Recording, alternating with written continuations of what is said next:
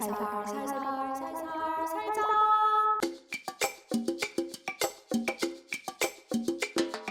열심주의 사회에 지친 사람들을 위한 투쟁.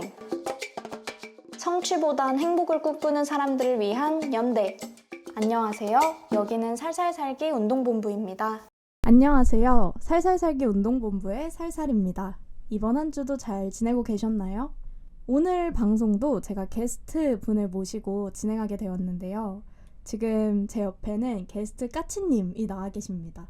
오늘 까치님과 함께 영화 퍼펙트 데이즈 얘기를 해보려고 하는데요. 까치님 자기소개 간단하게 한 말씀 해주실 수 있나요? 안녕하세요. 까치입니다. 살살님과는 동갑내기 친구 사이이고요.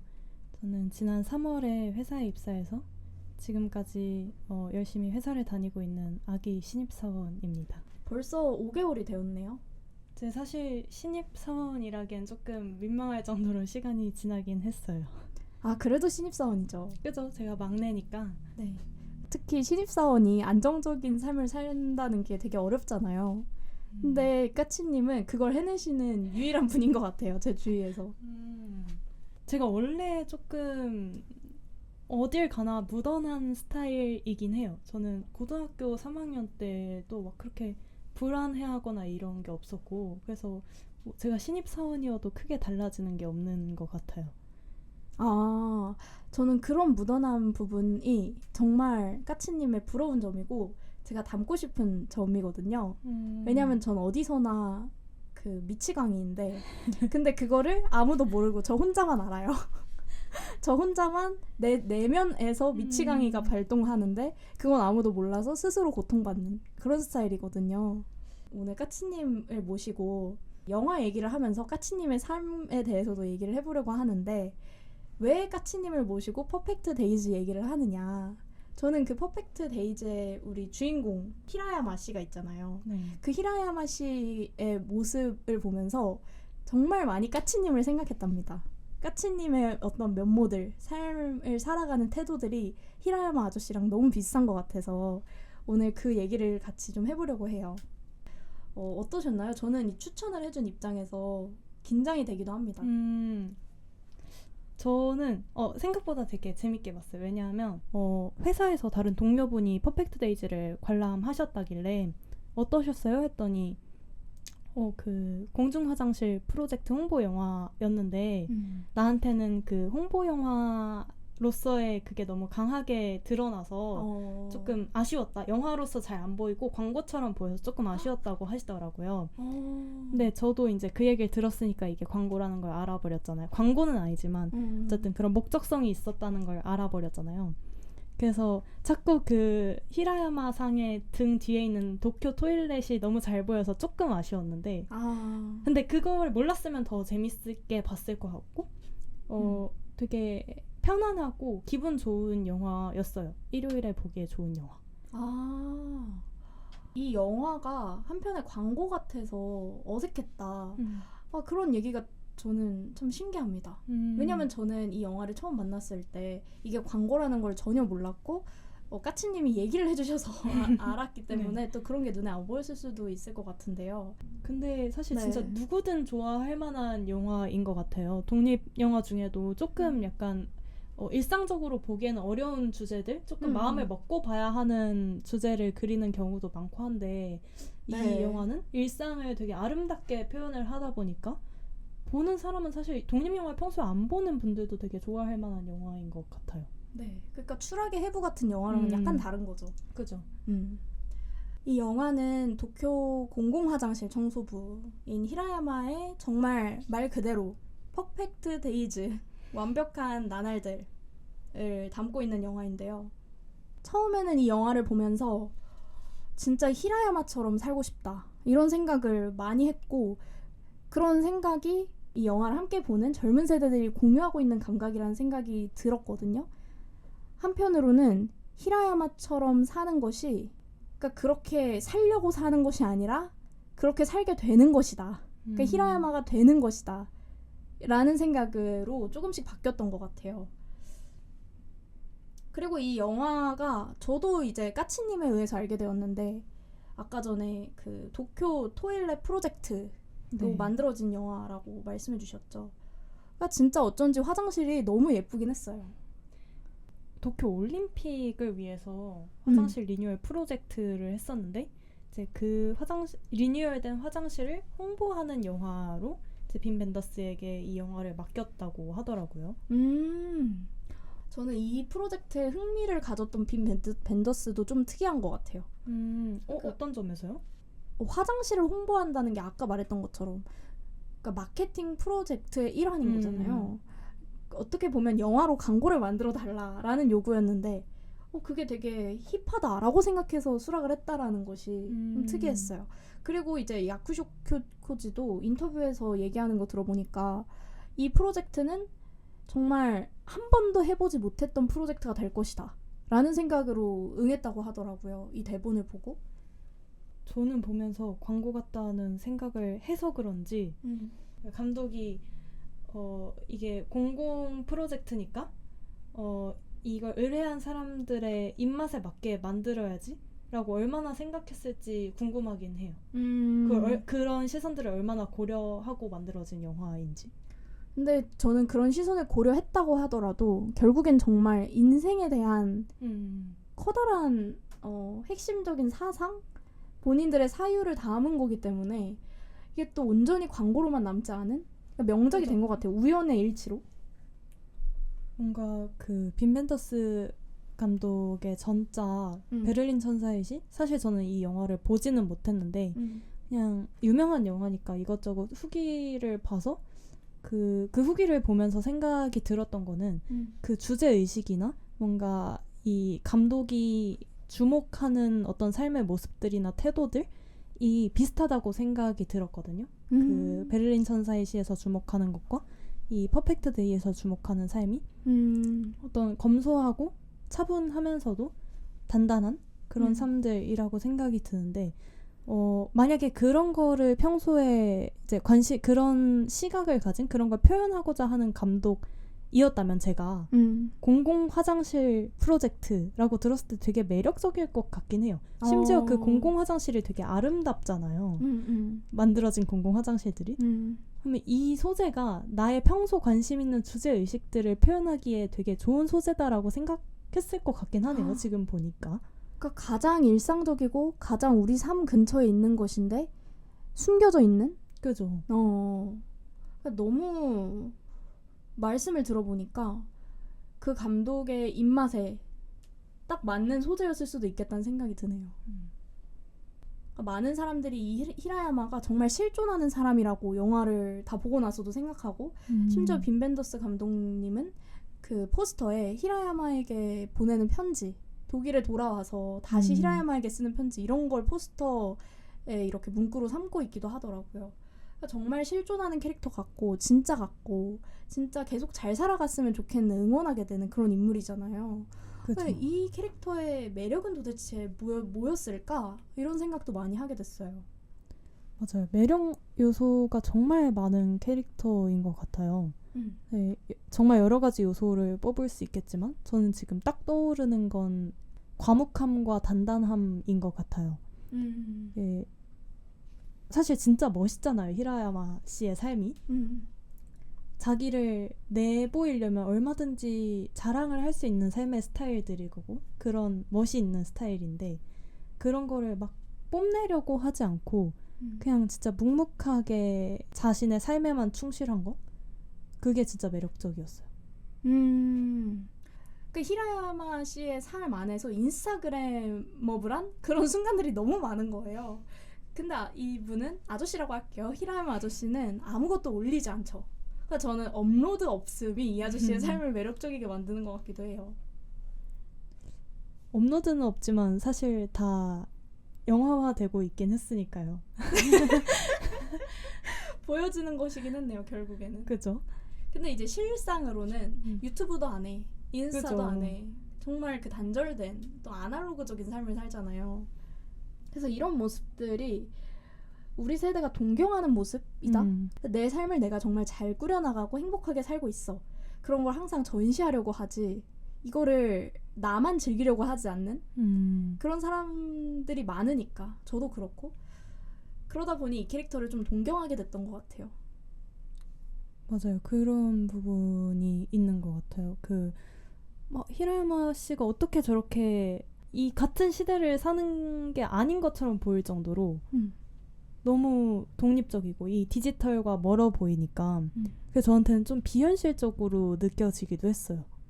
맞아요. 그래서 저는 그 청소부 동료가 있잖아요. 네. 그 동료가 없으면 이 아저씨가 같은 세대에 산다는 걸 그죠. 인지하기 어려워요. 저는 또 어떤 생각을 했냐면 우리가 주로 목소리를 듣는 사람들이 보통은 보여지기에 좋은 직업을 가지고 보여지기에 돈이 많고 그런 사람들을 소비하는 것에 익숙하잖아요. 그러니까 뭐 유퀴즈 같은 것만 보더라도 이미 잘난 사람들이 많이 나오지 그런 컨텐츠들에 너무 물려버린 게 아닌가 이런 생각도 하게 됐어요. 너무 번쩍번쩍한 그런 디지털의 삶들. 네. 그래서 저는 이 영화 보면서 그 와비사비라는 키워드도 많이 떠올렸는데 네. 찾아보니까 그 와비사비가 와비는 그렇게 완벽하지 못하고 그것보다는 조금 떨어지는 혹은 그 나쁘게 말하면 가난한 이라는 뜻이고 사비라는 거는 그 헌 것, 오래된 것이라는 뜻이라고 하더라고요. 이 히라야마 아저씨가 그렇게 반짝반짝 빛나는 우리가 질려버린 그런 것들이 아니라 그렇게 조금 모자라 보이고 그 단순해 보이면서도 헌 것을 그냥 있는 그대로 자기의 삶에 녹여낸다는 게 그러니까 희소하니까 더 매력적으로 보였던 것 같기도 해요.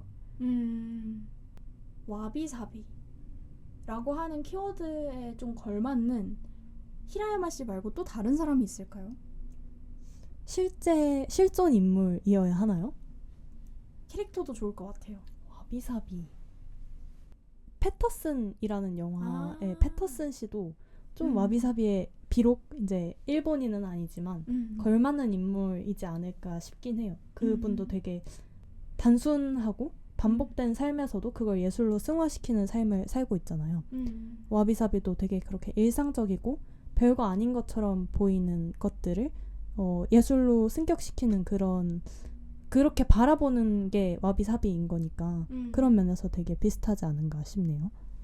패터슨 얘기하시니까 생각난 게 두 캐릭터의 공통점이 되게 많잖아요. 그죠? 그 중에 하나가 예술이라는 생각이 또 들어요. 이 히라야마 아저씨도 예술 애호가라는 표현이 어떨지 모르겠는데 아무튼 사진 애호가는 확실하죠. 본인이 플립에 비친 그림자 꼬모레비를 대상으로 정말 오랜 시간 사진을 찍어왔고 그 본인이 인화를 해요. 주말에 인화를 해서 여기에서 내가 마음에 안 드는 사진이다라고 하면 강력하게 이걸 찢어버리거든요. 저는 그런 태도가 너무 매력적이었어요.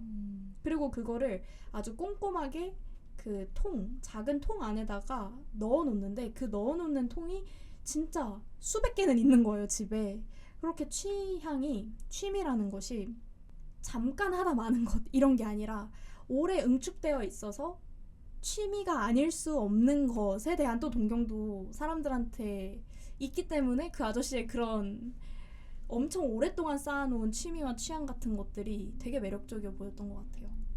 맞아요. 사실 그 꼬모레비 연작이잖아요, 사실상. 그쵸. 그 이름을 붙이면. 근데 사실 그 정도 됐으면 이 인스타그램에 익숙한 저희로서는 이걸 따로 이거 계정을 파야 되거든요. 꼬모레비 시리즈 해가지고 거기에 맞아. 이렇게 매주 이렇게 올리면 정말 좋은 컨텐츠가 될 수 있다는 유혹을 저는 뿌리칠 수 없는데 그 히라야마 아저씨는 어디 전시하지도 않고 그걸 그냥 서랍장에 고이 넣어두시잖아요. 그게 정말 저희로선 상상도 할 수 없고 동경할 수밖에 없는 태도인 것 같아요. 그러고 보니까 패터슨의 패터슨 아저씨도 자기가 쓴 시를 절대 인스타그램에 공유하지 않았죠. 이런 것, 아날로그적인 것들이 이래서 조금 더 힙하게 느껴지는 걸 수도 있어요. 눈에 잘 보이지 않기 때문에. 그러니까 우린 아날로그의 그 빈티지함의 이미지를 다시 인스타그램이라는 비아날로그적인 것에 올리려고 하는데 그럼 이제 아날로그는 실패한 거죠. 저는 최근에 읽었던 책에서 뭔가 생각나는 게 있는데 그 최근에 되게 레트로, 빈티지 이런 게 유행이잖아요. 트렌드고. 근데 그 포에버리즘이라는 책이거든요. 포에버리즘이요? 네, 포에버리즘. 아, 포에버리즘. 영원주의라고도 하더라고요. 네네. 근데 이제 그 책의 저자가 이야기하는 거는 최근에 이런 레트로에 대한 열광이나 이런 거는 이제 더 이상 노스텔지어라고 부를 수 없다. 그게 아니라 포에버리즘이라고 불러야 된다고 주장하는 내용인데, 이 노스텔지어라는 건 기본적으로 상실감을 전제로 하는 감정이잖아요. 네. 이걸 더 이상 내가 누릴 수 없고 만날 수 없고 그런 걸 전제로 하는 건데, 이 현재 우리는 지금 그 살사님께서 말씀해주신 것처럼 이걸 계속해서 현재로 소환해내잖아요. 과거의 것들을. 그런 부분에 있어서 이건 상실감이 부재한 어떤 감정이자 트렌드들이기 때문에 노스텔지어, 레트로 이런 게 아니라 포에버리즘, 영원주의라고 새로 명명하고 바라봐야 한다라고 이야기를 하더라고요. 그런 게 되게 맞닿아 있는 부분인 것 같아요. 너무 신기하네요. 그러니까 이게 그냥 또 다른 장르가 된 거다. 그죠. 그렇게 생각을 해볼 수 있을까요? 네, 그리고 그거를 되게 비판적으로 봐야 된다고 주장을 했던 것 같아요. 정말요? 네, 이게 우리가 계속 상실감을 견디지 못하는 것, 뭐 이건 어쩔 수 없지만 이 포에버리즘이라는 태도, 그걸 계속 현재화하려는 태도는 그 상실감을 잊기 위한 어떤 우리의 대응 기제, 방어 기제들인 거죠. 근데 그게 아니라 우리가 상실감을 조금 마주할 줄도 알아야 하지 않을까? 이런 이야기를 하고 있었고, 이게 왜 우리가 과거의 것을 하필 불러오냐고 생각을 해봤을 때 더 이상 미래나 진보, 발전에 대해서 사람들이 믿을 수가 없다는 거죠. 그래서 미래가 없다. 발전이 있을 거라는 신화가 깨짐에 따라서 거기에서 오는 또 상실감도 이제 과거의 것을 계속 불러냄으로써 우리가 잊고 마주하지 않으려는 것은 아닐까라는 이야기가 있었는데, 저도 그런 레트로한 게 되게 매력적으로 느껴지는 사람이다 보니까 공감이 많이 됐던 것 같아요. 근데 이거를 비판적으로 인식하는 그 포인트가 말씀해주셨던 미래는 없다 라고 생각한다는 지점이라는 게 저는 좀 놀라운 것 같아요. 그러니까 요즘 사람들이 사실 탈성장을 얘기하고 반대로 차라리 돌아가는 그때가 훨씬 더 좋았다 이런 얘기를 진짜 많이 하잖아요. 그죠. 그만큼 현재가 각박하고 살기 어렵다는 뜻이고, 또 요즘 사람들 애 낳는 게 무섭다. 왜냐면 지구가 어떻게 될지 모르겠어서 이런 얘기도 많이 하니까 그러네요. 뭔가 이게 부정일 수도 있을 것 같아요. 과거를 회상하면서 지금 현재를 부정하고 미래를 좀 더 부정하려고 하는, 그렇게 좀 확장해서 생각을 해볼 수도 있겠네요. 그 영화에 나오는 예술의 또 다른 것이 노래도 있고요. 책도 있어요.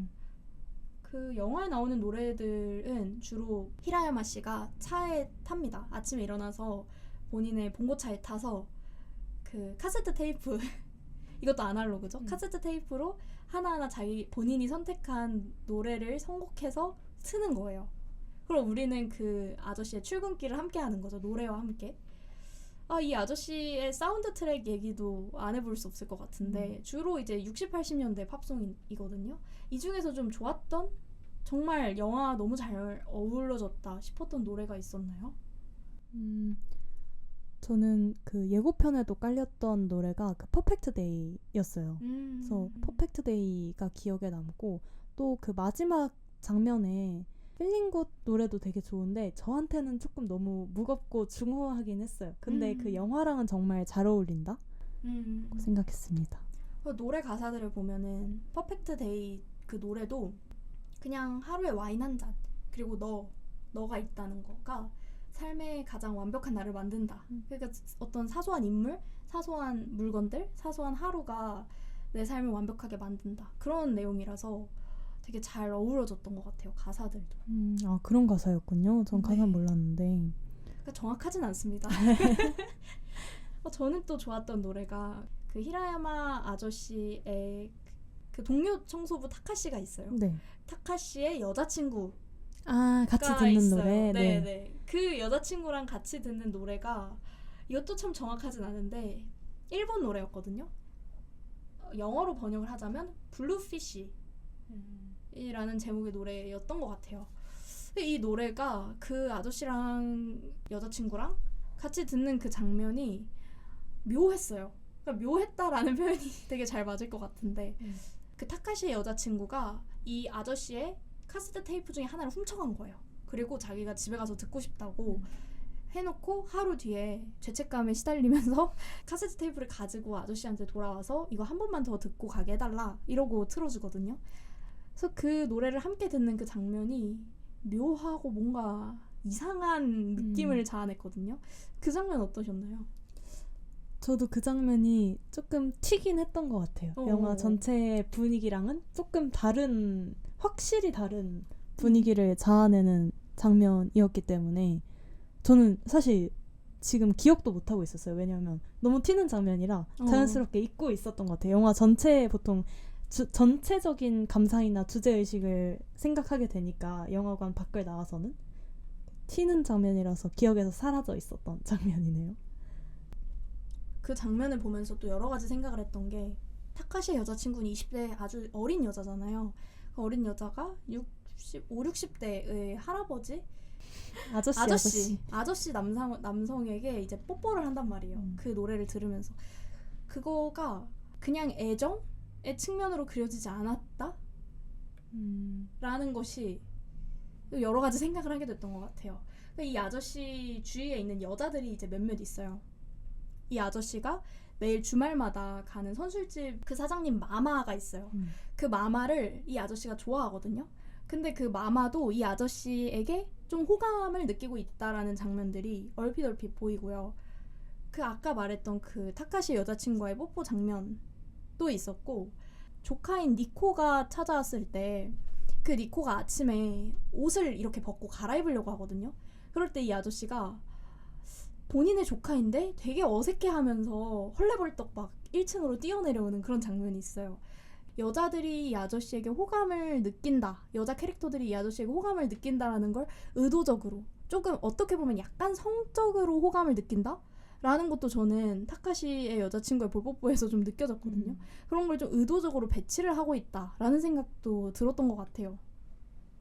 맞아요. 저도 그러니까 중간에 그 후배 청소부 동료가 그 히라마 씨는 그 50대 60대 혼자신데 외롭지 않으시냐라는 질문을 던지잖아요. 근데 거기에 대해서 히라마 아저씨가 대답을 안 했던 걸로 기억을 하거든요.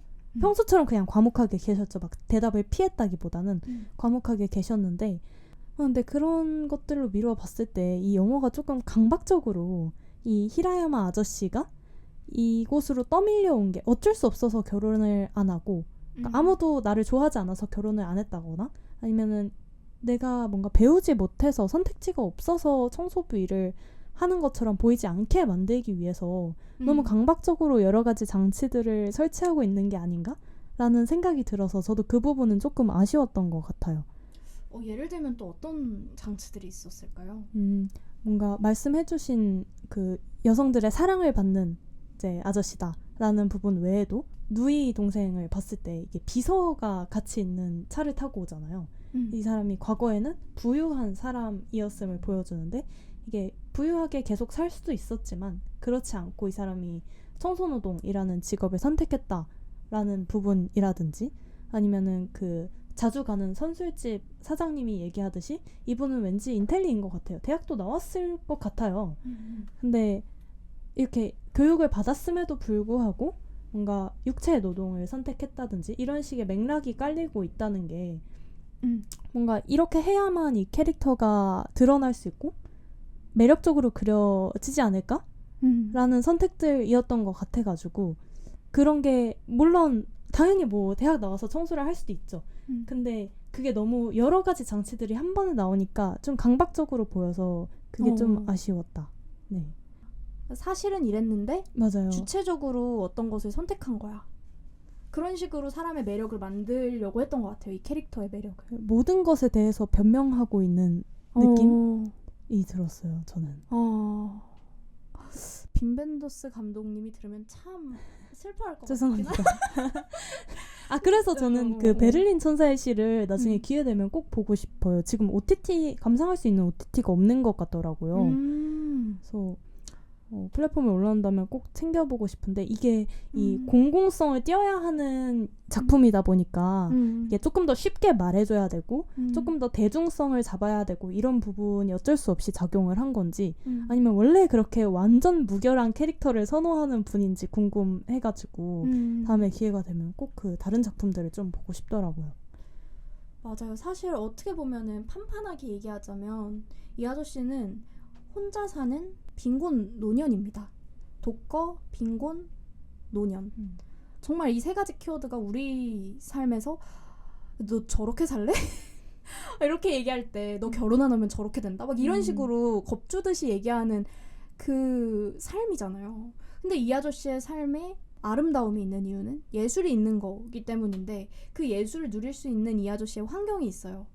인텔리라는 거, 어려서 돈이 많았다는 거, 그런 그 문화 자본이 있는 거죠, 이 아저씨한테는. 그죠. 저도 말씀을 들어보니까 그런 생각을 또 하게 되네요. 그리고 그 청소부 브이로그 같다, 이런 이야기들이 왓챠피디아에서 제가 이런 저도 그거 본 것 리뷰, 같아요. 그 네네. 코멘트. 그런 걸 코멘트를 본 기억이 있는데, 사실 저는 그렇다기에는 현실성이 많이 떨어졌던 것이 이 아저씨가 청소를 하는 모습 안에 더러움이라고 하는 것은 또 이것도 마찬가지로 강박적으로 없애고 있어요. 그러니까 미리 청소를 해놓고 청소하는 장면만 찍으러 들어간 느낌? 사실 새벽에 화장실에는 정말 오물도 많고 문제가 많아요. 공공 화장실에는 정말 더러운 것들이 많은데, 아무래도 이게 또 화장실 홍보다 보니까 그런 것인지 이 아저씨의 어쩔 수 없는 좋은 부분들이 많이 부각되다 보니 누락하게 되는 지점들이 또 많은 것 같아요.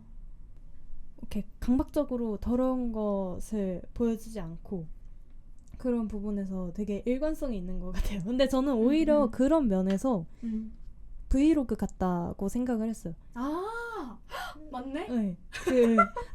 그 코멘트를 단 분이 그것까지 고려해서 브이로그라고 약간 꼬아서 저격을 하신 건 아닐 거라고 생각을 하긴 하는데, 근데 이 브이로그는 어쩔 수 없잖아요. 근데 이게 촬영을 하려다 보면 세팅을 해야 되고 그러려면 그 세팅을 하고 다시 침대에 누워서 일어나는 것부터 찍을 수밖에 없고, 그 어쩔 수 없는 그 자기성들이 그럼요.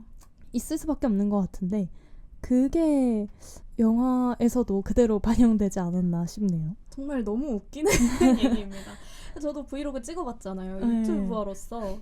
그걸 찍다 보면은 이건 가짜다라는 생각을 많이 하게 되거든요. 사람의 인생을 현실적이게 보여준다고 하더라도 어쩔 수 없는 자기성이 껴있을 수밖에 없으니까, 그런 의미에서 이 히라야마 아저씨의 우리가 빈 공간을 포착한 게 아닐까 그런 생각이 듭니다. 근데 빈 벤더스 감독님이 처음에 이 캐릭터를 어떻게 구상했는지를 제가 제작사 제공 인터뷰 내용을 보고 좀 알았거든요. 뭐라고 나오냐면, 과거에 아주 특권층이고 부유했지만 깊이 추락한 남자를 생각했다. 그러다 본인의 삶이 가장 저점에 떨어진 어느 날 자신이 깨어난 시궁창 같은 공간에 기적적으로 비춰드는 햇빛에 나뭇잎이 반사되는 것을 보며 깨달음의 순간을 얻게 된 거다. 이렇게 갑자기 나타나 찰나로 사라지는 형상을 지칭하는 일본어가 있다. 코모레비라고. 바로 그 형상이 히라야마를 구원했고 그는 다른 인생을 살아보기로 한다. 단순하고 소박한 인생을. 이라고 하는 내용이 있더라고요. 그러니까 사실 원래 빈 벤더스 감독은 나는 되게 인텔리고 나는 배운 사람이고 돈도 많았어. 하지만 좀 능동적으로 내 삶을 나답게 살기 위해서 청소부가 된 거다. 이런 게 아니라 그냥 떠밀려 내려 떨어진. 네, 맞아요. 그 발을 헛디딘? 그래서 떨어지고 넘어지고 깨져서 고통 안에서 자기만의 생존의 방식을 찾아낸 게 그 아저씨의 삶을 우리가 이렇게 동경하게 만드는 요소다. 그런 인터뷰인 것 같거든요. 구원이라는 표현이 되게 확 들어오네요. 코모레비에서 구원을 찾았다. 이거는 거의, 근데 그럼 그 코모레비는 거의 약간 종교 아닌가요? 히라야마 씨에게? 약간 그런 것 같아요. 코모레비 교인 거죠. 근데 저는 실제로 어떤 그런 신성함이 있다고 생각해요. 그 히라야마 아저씨의 생활들에 종교에 되게 수직적이고 완전한 구원은 아니지만 그 일상 속의 성스러움, 일상 속에 문득문득 비치는 것이 성스러움이라는 생각이 들었고 그래서 구원이란 표현이 정말 잘 어울리는 것 같아요. 작은 구원들. 사실 신성하게 보이는데 사실은 그 내부를 파헤쳐 보면 그 안에는 너무 더러운 것들이 이제 많이 있는 거죠. 본인의 망가졌던 과거라든지 본인의 정말 삶을 포기하고 싶게 만들었던 인생의 사건들이 있을 텐데 그런 것들은 의도적으로 이것도 배치를 하지 않은 것이고 그래서 영화 안에서 이런 얘기가 거의 안 나오다가 그냥 딱 한 번 동생이 이 아저씨를 찾아오고 그 동생을 보면서 우는 그 장면에서 딱 한 번 이 아저씨의 어떤 치부 같은 과거가 드러났다가 금세 이제 또 사라지거든요. 마치 청소가 이미 되어 있는 화장실에 청소하는 그런 느낌으로 이 사람이 보여주고자 했던 모습이 정말 결과일까? 이런 생각도 들었어요. 빈 벤더스 감독이 이 사람의 이 결과가 된 수도승같이 완벽한 삶이 된 지금을 보여주고 싶은 건가? 아니면 보여지지 않는 과거에 덕지덕지 붙어있는 그런 슬픔들, 고통들 그런 것도 연상을 시키고 싶었을까? 아니면 숨기고 싶었을까? 이런 생각도 하게 됐던 것 같아요. 제가 만약에 감독이라면 그 충분히 보여주고 싶었을 것 같고 그 보여줄까 말까 하는 흔적들이 지금 영화에도 남아있는 것 같긴 해요. 어쨌든 그런 설정들이 있잖아요. 일단 전체적인 플롯만 봐도 이 사람이 청소 노동자고 그 속에서 뭔가 무시당하는 장면도 나오죠. 그 맨 처음에 이제 아이를 엄마한테 찾아줬는데 그 물티슈로 손을 닦아버리는 그런 무시당하는 장면도 나오고 그래서 그런 것들이 포함이 되어야 사실 그게 작은 구원들인 거고 뭔가 의도한 바인 것 같긴 한데 그거를 조금 더 쉽게 전달하려고 혹은 명확하게 혹은 좀 더 그 공공성에 맞는 아름다움들에 맞게 편집하고 잘라지다 보니까 저희가 조금 괴리감을 느끼는 장면들이라든지 이런 게 들어간 게 아닐까 싶기도 하네요. 그러니까 소박하고 평화롭고 안온하고 단정한 일상이라고 했을 때 히라야마 씨의 삶을 또 온전히 설명을 못하는 거죠. 그래서 그 안에는 정말 수많은 그림자들이 이제 숨어 있는 것이고 그게 과거, 보이지 않는 과거들이기도 하고 이 아저씨의 현재에도 아까 말했던 것처럼 물티슈로 막 손을 닦는 아이한테 저 아저씨 더러워 약간 이런 인식을 주는 우리는 좋은 것만 본 거잖아요. 영화에서 각색된 브이로그 같은 그 숨겨진 슬픔과 괴로움 같은 게 영화의 마지막 장면에서 딱 한 번 제대로 노출이 된 것 같아요. 이 영화를 다 보고 나서는 이 아저씨를 같은 삶을 살고 싶다라는 말을 쉽사리 꺼낼 수가 없는 거죠. 그 마지막 장면에서 하늘을 바라보면서 운전을 하는 아저씨의 표정이 나오잖아요. 이 장면으로 저는 이 아저씨가 칸 영화제에서 나무주연상을 받은 것 같다는 생각이 들기도 하는데 모든 인간의 삶에는 우리가 부러워할 만한 지점도 있고 닮고 싶어하는 할 만한 지점도 있는데 그것은 전부가 아닐걸? 이건 브이로그일 수도 있을걸? 막 이렇게 또 바라볼 수도 있을 것 같아요. 맞아요. 계속 뭔가 산뜻하고 맛 좋은 커피처럼 살다가 마지막 그 울고 웃는 장면은 그 노래까지 더해지면서 너무너무 찐해가지고 진짜 거의 갑자기 위스키 한 잔을 내어주는 느낌이었어요. 저한테는. 언더락도 아니야. 얼음도 없이 그냥 생 위스키를 저한테 마시라고 준 기분이었어요. 그래서 좀 당황스러울 정도로 갑자기 이렇게 진한 거를? 맞아요. 그러니까 우리가 이런 얘기를 하는 것 자체도 어떻게 보면 감독이 의도한 바일 수도 있어요. 이 안에 숨어있는 거를 봐주겠어? 그게 이제 하나의 요구였을 수도 있죠. 마지막 장면에서 요청하는. 더 잘 보이기 위해서 숨기기도 하니까요. 근데 이 영화에서 이제 3권의 책이 나오잖아요. 네. 이 3권의 책은 잘 보이기 위해서 숨긴 게 아니라 잘 보이기 위해서 드러내고 있는 그런 책들이에요. 정말 제목을 계속 보여주고 찾아보지 않을 수 없게 만들거든요. 언급도 아주 명확하게 그 책방 사장님이 아주 핵심을 콕콕 집어주시잖아요. 맞아요. 그러니까 지금 3권의 책이 있어요. 첫 번째는 윌리엄 포크너의 야생 종려나무, 두 번째는 퍼트리샤 하이스미스의 10일, 그리고 세 번째가 고다 아야의 나무라고 하는 책인데 다 공통점이 약간 나무 느낌이 나요. 111도 이미지상 보면은 곱게 뻗은 나무 느낌이 나고. 근데 이 감독님이 빈 벤더스 감독님이 윌리엄 포크너의 팬이기도 하고 고다 아야의 팬이라고도 하더라고요. 자신의 취향에 맞게 좀 셀렉을 하는 동시에 이 아저씨 히라야마 아저씨가 정말 나무 같은 사람이어서 그걸 좀 강조하려고 했을까? 그런 생각도 듭니다. 나무 같은 사람이라는 표현이 정말 잘 어울리는 것 같아요. 곧고 우직하고 그러면서도 단단하게 뿌리 내린 모습들.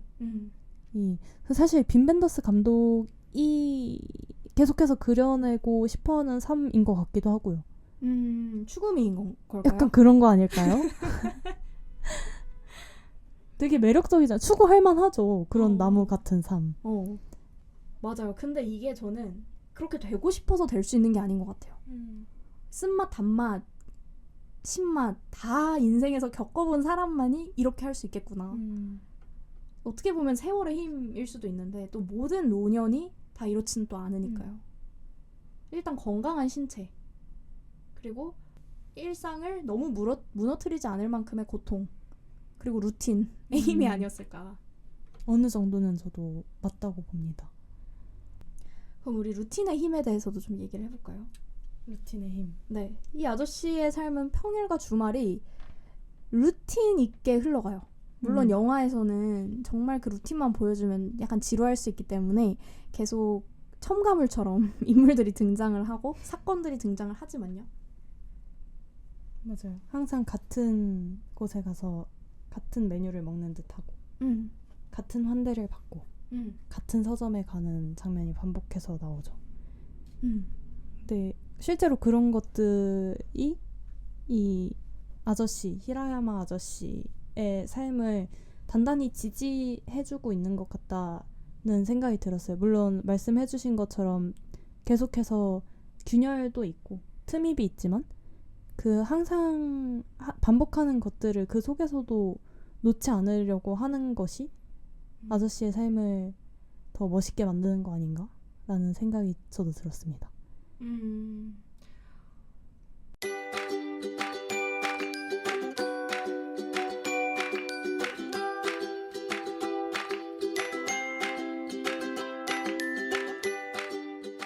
살살 살기 운동본부의 조합원 여러분들, 저희 팟캐스트와 함께 홍보하고 싶은 게 있으신가요?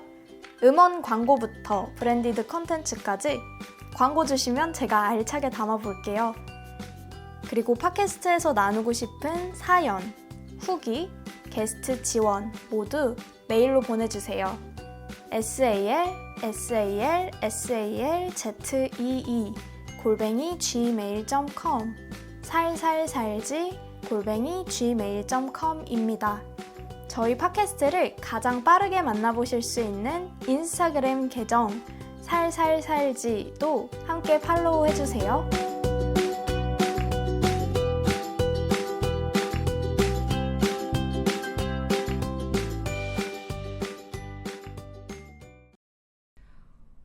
혹시 까치님에게도 루틴이 있을까요? 직장인이니까 또 있을 수도 있겠네요.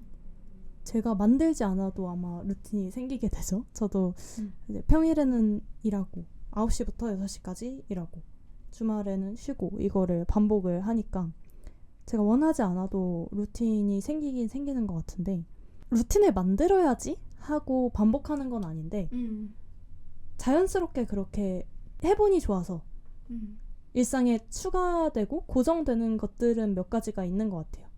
그런 거 좀 알려주세요.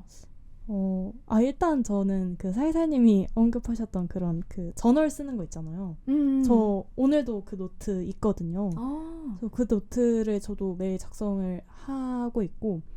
그냥 간략하게 오늘 하루를 계획해보는? 그죠. 네. 제가 되게 그 MBTI P 그거라서 네네. 그 뭔가 일이 있으면 일은 당연히 계획을 짜서 하는데 이게 생활에 있어서는 되게 무계획적으로 산단 말이에요. 근데 혼자 살려면 사실 챙겨야 하는 것들이 있잖아요. 빨래도 주기적으로 해줘야 되고 네. 식물들 물도 줘야 되고 이런 것들이 직장을 다니면서 일이 바빠지면 잊기 쉽더라고요. 근데 살사님의 조언대로 그 플래너에 이거 내일은 해야지 하고 생각날 때마다 써두면 그런 것들을 놓치지 않게 돼서 확실히 그 쓰고 안 쓰고 삶의 깔끔함이 다른 것 같아요. 진짜 너무 공감합니다. 그 깔끔함이라는 표현이 맞아요. 뭔가 머릿속에 원래는 기억해야 될 게 되게 많이 쌓여 있었다면 쓰고 나면은 좀 까먹어도 돼요. 그죠. 전가하는 거죠, 노트. 맞아. 그게 되게 간편하다는 생각이 들어요. 그래서 저도 그거를 되게 잘 쓰고 있고. 그리고 히라야마 씨처럼 아침에는 출근할 때 자전거로 출근하시잖아요. 그죠. 그건 효율성에 좀 측면도 있으시겠지만 효율성 크고요. 효율성도 커요. 왜냐하면 이제 사실 저는 회사를 걸어 다닐 수 있는 거리긴 해요. 한 30분, 25분 정도 걸으면 되는데 일단 요즘 너무 덥고요. 그 자전거를 타면 바람이 느껴지잖아요. 그게 되게 아침부터 기분을 좋게 만들어주고 그리고 자전거면 한 7분이면 가거든요. 그래서 그 빠름도 놓칠 수 없는 부분이기도 하고 평소에도 근데 자전거 타고 여기저기 돌아다니는 걸 좋아하는 것 같아요. 또 한강 근처에 네. 지금 거주하고 계시기 때문에 그죠. 근데 이제 한강은 잘 안 나가요. 또 막상 가까워. 네. 네. 자전거 타고는 조금 그 한갓진 그 망원동 제가 망원동 근처에 사는데 망원동은 사람이 너무 많아서 망원동으로는 잘 안 다니고 그 옆에 성산동 이런 쪽 사람 없는 쪽을 찾아서 많이 다니는 것 같고 제가 그 루틴처럼 자주 가는 곳들도 결국에는 약간 조금은 더 한적하고 여백이 있는 곳들인 것 같아요. 사람이 너무 많은 데서는 아까 말씀하셨던 그런 환대의 느낌을 받기가 좀 어렵기 때문이겠죠? 그 휴식이 온전하게 휴식하지 못하는 느낌이 들어서 사람이 너무 많으면 어쩔 수 없이 이게 시끄럽고 하다 보니까 분산되고 이래서 주말에는 최대한 뭔가 한적하고 이런 곳을 찾아다니지 않나 싶네요. 에무시네마도 이제 그 루틴 중에 하나잖아요. 그래서 거의 이제 루틴에 포함됐다고 볼 수 있을 것 같아요. 일주일에 한 번까지는 아니어도 한 달에 한두 번은 계속 가는 것 같고 일단 익숙해졌으니까 익숙한 곳에서는 제가 쉽게 편안함을 느끼는 것 같아요. 가면 항상 좋은 영화가 있으니까 뭔가 뭐를 보러 에무시네마에 간다 보다는 에무시네마 예매하는 사이트에 습관적으로 들어가서 보는 것 같아요. 에무시네마에 가서 해주는 영화를 보는 거지 뭘 보러 가는 것보다는. 히라야마 씨와 닮았다고 생각했던 포인트들이 내가 안전하다고 느끼는 좋은 공간들을 가면서 관리하는 것들 있잖아요. 마음 상태든 심신 건강 이런 것들을 관리하시는 모습도 그렇고 자전거를 많이 탄다라는 점도 그랬고요. 그리고 옷 입는 취향 이런 게 너무 비슷해요. 그 히라야마 씨도 좀 유니클로 스타일로 옷을 입잖아요. 아마 실제 유니클로 옷들일 거예요. 그것도 광고일 거예요. 참 광고도 많이 받고 관객도 많이 몰고 아무튼 그런 패션이 좀 미니멀리즘한 패션들 그런 것도 되게 비슷하고 또 히라야마 씨처럼 말이 별로 없고 약간 묻어난 느낌. 뭘 하든 뭐 그냥 그러려니 그건 정말 강하긴 합니다.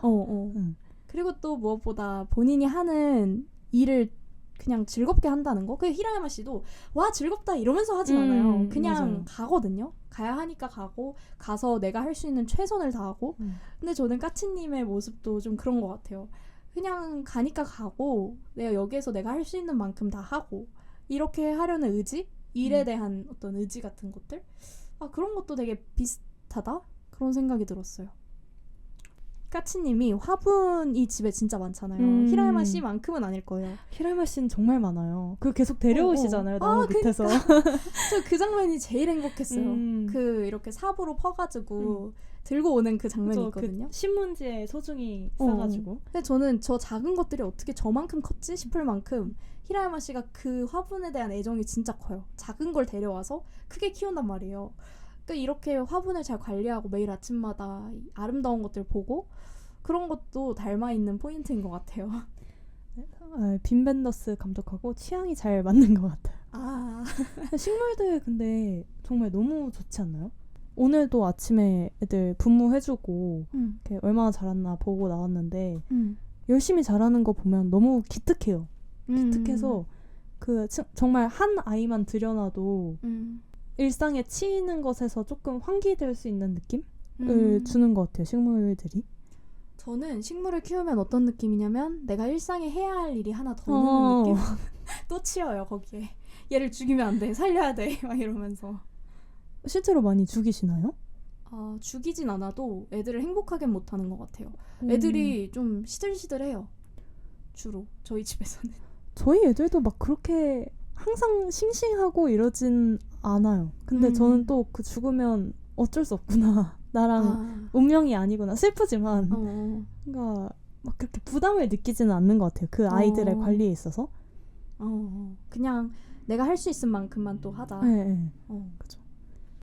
이제 히라야마 씨가 행복할 수 있는 이유들이, 그러니까 뭐 행복한지 안 한지는 몰라요. 근데 좀 좋아 보여요. 아무튼 예술을 가까이 하고 있기도 하고, 아까 말했듯이 루틴이 있게 그냥 본인의 삶을 정돈하고 있기도 하고, 무엇보다 또 일이 있다. 내가 매일 아침에 출근할 곳이 있다. 라는 것이 이 아저씨를 또 편안하게 만드는 것 같은데, 또 그 일의 공간에서의 편안함, 그 편안함은 자신이 쓸모가 있다 라는 생각에서 오는 편안함인 것 같거든요. 닦을 때 그냥 대충 닦는 게 아니에요. 화장실 청소를 할 때 정말 최선을 다해서 여기까지 굳이 닦아야 되나 싶을 때까지 닦는, 정말 열심히 일하는 사람이란 말이에요. 근데 이렇게 일하는 이유가 내가 여기 이 공간 안에서 쓸모 있고 내 일은 여기까지야. 내가 깨끗하게 만드는 것에 대한 자부심, 이걸 관리한다라고 하는 것에 대한 자부심이 되게 많이 느껴지더라고요. 그렇기 때문에 이 아저씨가 일하는 공간 안에서 평화로울 수 있지 않나? 이런 생각도 들었어요. 맞아요. 저도 히라야마 씨가 일하는 거 보면서 진짜 열심히 하는데 이게 막 나 청소 너무 좋아. 일해서 하는 게 아니라 진짜 그냥 일에 있어서 진정성이 있다? 그래서 저런 태도가 나오나 싶었어요. 출퇴근 시간도 하나의 영향인 것 같거든요. 이 아저씨를 기쁘게 하는.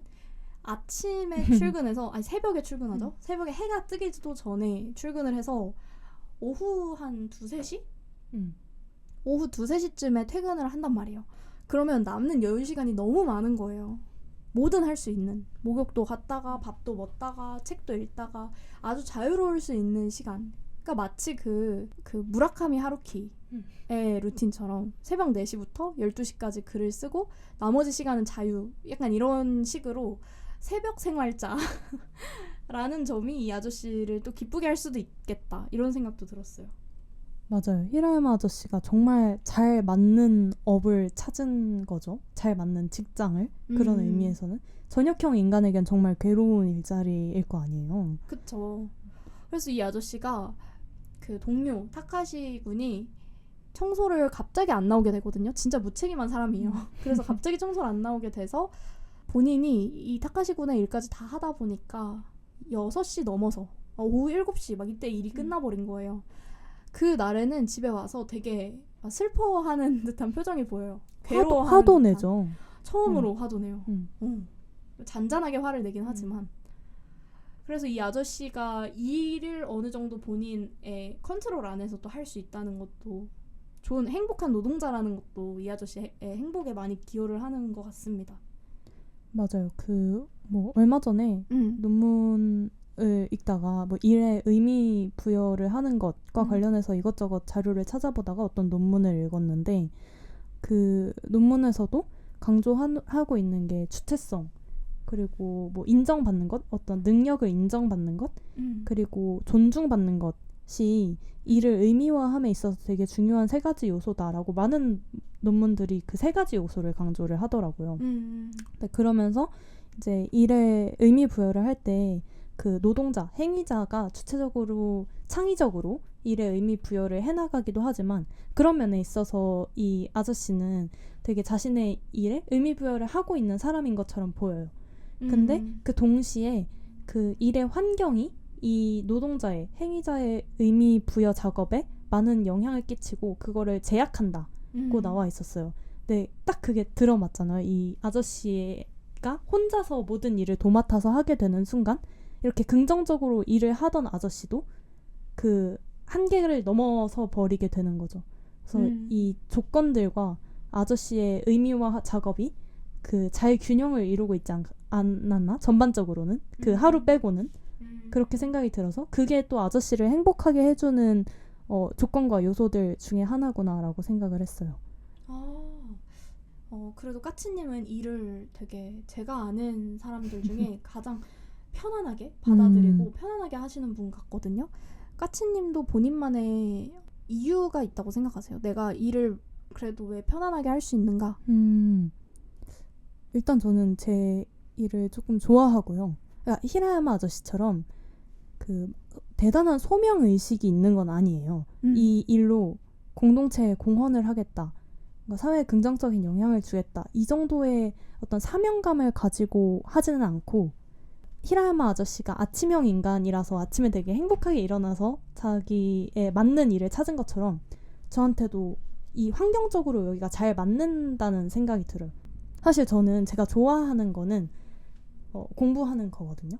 공부하고 생각하는 거를 되게 좋아하는데 사실 이건 대학의 일이잖아요. 대학원생의 일이기도 하고 그래서 대학을 졸업할 때쯤에 되게 고민이 많았던 게 보통 이제 사회에 나간다거나 그 사기업에 취업을 하게 되면은 그 대학에서 뭐 그냥 원하는 대로 논문을 찾아보고 공부를 하는 그런 태도들, 아카데미적 태도들 소위 말하는 그런 것들이 이제는 접어둬야 하고 그때 소양으로 충분히 쌓아뒀다면 이제는 산업적인 시각을 찾아야 하고 만들어야 되고 이런 것들이 조금 아쉽고 두렵기도 했던 것 같아요.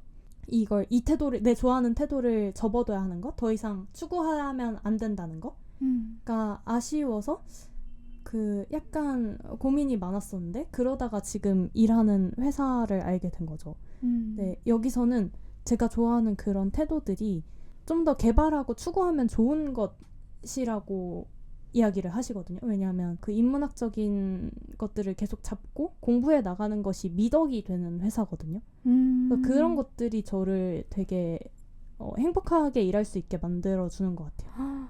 그러니까 내가 설레게 하는 거네요. 공부를 하면서 그 안에다가 또 일을 녹이니까. 그죠. 기본적으로 재미가 있죠. 약간 대학원생 같기도 하네요. 이제 거기에 물론 이제 당연히 비즈니스적인 그쵸. 것들을 곁들여야 하고 목적성을 가지고 공부를 빠르게 해나가야 한다는 점에서 차이는 있겠지만 어느 정도는 닮은 면도 있는 것 같아요. 그러니까 본인이 행복할 수 있는 것을 너무 잘 알고 그러니까 공부라고 하는 키워드 그걸 너무 잘 알고 그거에 너무 또 잘 맞는 회사에 운이 좋게 정말 운이 좋죠. 입사를 하시면서 이렇게 히라야마 씨처럼 편안한 회사 생활을 하실 수 있었던 것 같아요. 정말 부럽네요. 저도 이제 비슷해요. 까치님과 비슷하게 공부를 계속하고 싶고 근데 그게 대학원에 가거나 뭐 석사, 박사 이런 걸 하면서 공부를 하고 싶은 건 아닌 거예요. 그냥 삶 안에서 내가 할 수 있을 만큼 똑똑해지고 싶다. 근데 그게 결과로서 똑똑해지는 게 아니라 그냥 그 배우는 과정 자체가 재밌는 거죠.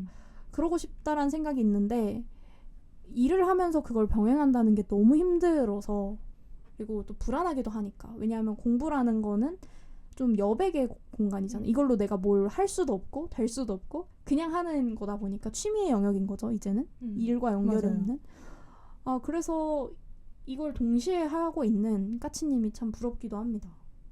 저도 그런 부분에선 진짜 운이 좋았던 것 같고 만약에 제가 이 회사를 알지 못했으면 지금까지도 되게 많이 방황을 했을 것 같아요. 근데 저는 한 번도 까치님의 방황하는 모습을 사실 본 적이 없네요. 그러고 보니 그러네요. 항상 자기가 뭐 철학을 공부하고 싶다, 뭐 언어학을 공부하고 싶다, 되게 명확한 뭐 공부하고 싶은 것들이 있었고 명확하게 뭐 나는 새를 좋아해, 뭐 나는 집 짓는 게 재밌어, 뭐 이러면 그걸 향해서 그냥 가요. 제가 보기에는 항상 그냥 내가 원하는 걸 명확하게 항상 알고 그쪽을 향해서 어떻게 가야 하는지 잘 아는 사람처럼 느껴졌던 것 같아요. 방황하지 않는 사람 좀 멋있는 것 같네요. 근데 명확하다기보단 전 태도가 명확한 사람은 아니거든요. 저는 그것보다는 저는 조금 흐릿한 사람이라고 항상 생각을 하는데 명확하게 보이는 거는 제가 방랑하는 거를 조금 두려움이 없는 사람인 것 같아요. 그래서 여행하거나 그런 네, 거요? 그렇게 뭔가 새 좋아해서 새 따라다니고 이런 것에 대해서 그냥 좋으면은 별 고민 없이 하는 것 같아요. 그래서 그런 것들에 이어서 막 내가 왜 갑자기 이거에 빠졌을까? 이걸 하는 게 무슨 의미가 있을까? 이런 것들을 많이 생각을 안 하고 일단 쉽게 몸을 움직이는 타입이라서 조금 명확해 보이는 거 아닐까? 라는 생각이 드네요. 방랑을 좋아한다면 방황도 좋아할 수도 있겠네요. 뭐가 다를까요? 방황하고 방랑이? 방황은 좀 미래를 내다봄으로써 하게 되는 게 아닐까요? 그 미래에 대한 고민, 미래 어떻게 될까 이런 것들. 방랑은 그냥 일단 몸이 현재에서. 움직이는 것 같아요. 그죠? 그런 면에서는 네, 방랑이 맞는 것 같아요. 생각보다는 생각이 막 어지럽진 않고 생각은 단순하게 하고 몸을 바로바로 움직여서 뭘 하려고 하는 거. 그러고 보니까 히라야마 씨에 대해서 또 이어서 생각을 하게 되는데 히라야마 씨도 말이 없는 캐릭터잖아요. 네. 오로지 몸으로 움직이는 그런 캐릭터인데 내가 사진이 좋아. 이게 왜 좋지? 내가 윌리엄 포크너의 책이 좋아. 왜 좋지? 이걸 절대 얘기도 안 하고 딱히 생각도 안 하는 것 같거든요. 그냥 좋아하는 것을 향해서 가는 거?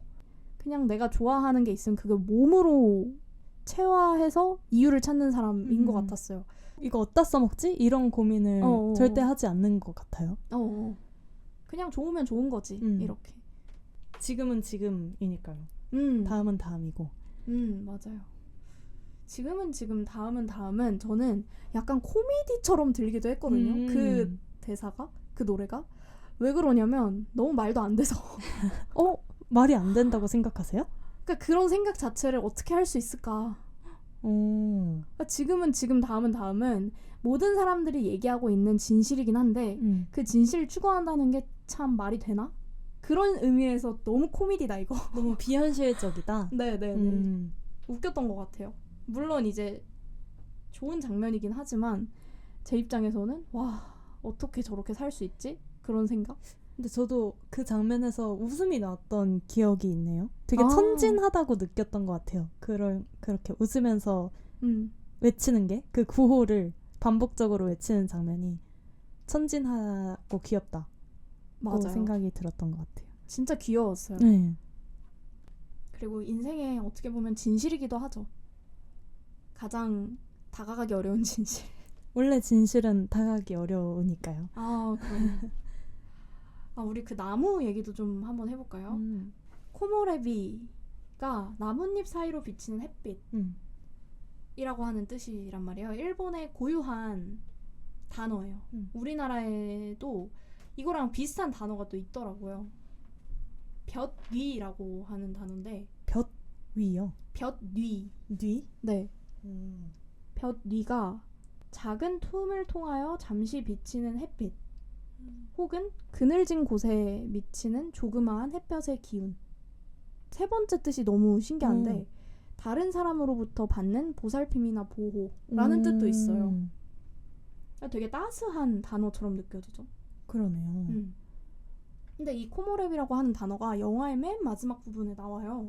그래서 이 단어와 나무와 뭐 이런 것들에 대해 얘기를 또 해보면 좋을 것 같은데 김현수 작가가 이제 되게 유명한 나무 예찬자란 말이죠. 근데 이분이 어떤 인터뷰에서 뭐라고 했냐면 괴로우면 시급하게 나무를 본다. 이런 얘기를 한 적이 있어요. 어떠세요? 동의를 하시나요? 네, 뭔가 근데 저는 시급하게 뭘 찾아야 될 정도로 잘 괴롭진 않거든요. 근데 나무를 보면 확실히 뭔가 편안해지고 위안이 되는 건 있는 것 같아서 저는 그 대학교에 제가 좋아하는 나무들도 몇 개가 있어요. 그래서 뭐 등교할 때나 점심 먹으면서 그 나무들 보는 거를 되게 좋아했던 기억이 있어요. 그 나뭇잎이 흔들리는 모양을 보면은 정말 제각각이잖아요. 그러니까 정말 그때에만 존재하는 모양의 느낌?